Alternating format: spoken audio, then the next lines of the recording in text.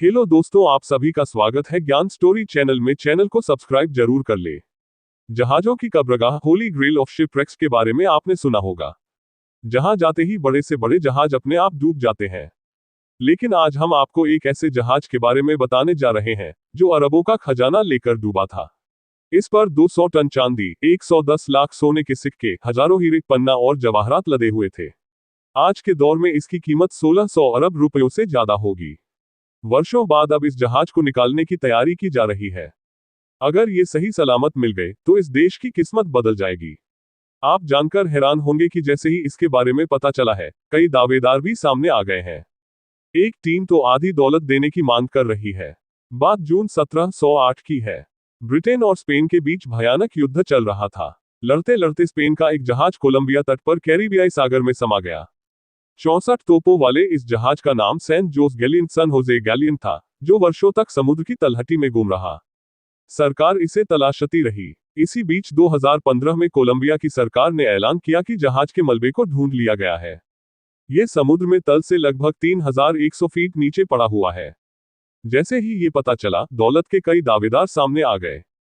इसके बाद सरकार ने ये नहीं बताया कि जहाज किस जगह छिपा हुआ है। अब कोलंबिया की सरकार ने कहा कि वे इस जहाज को निकालने जा रहे हैं।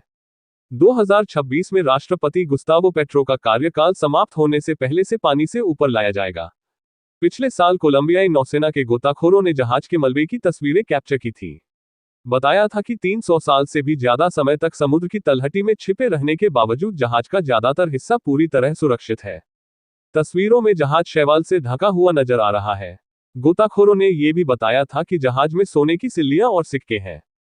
चीनी मिट्टी के बर्तन और कांच की बोतलें भी मिली।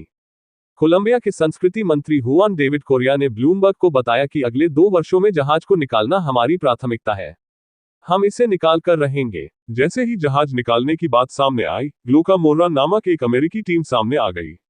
उन्होंने दावा किया कि 1981 में ही उन्होंने इसका पता लगा लिया था।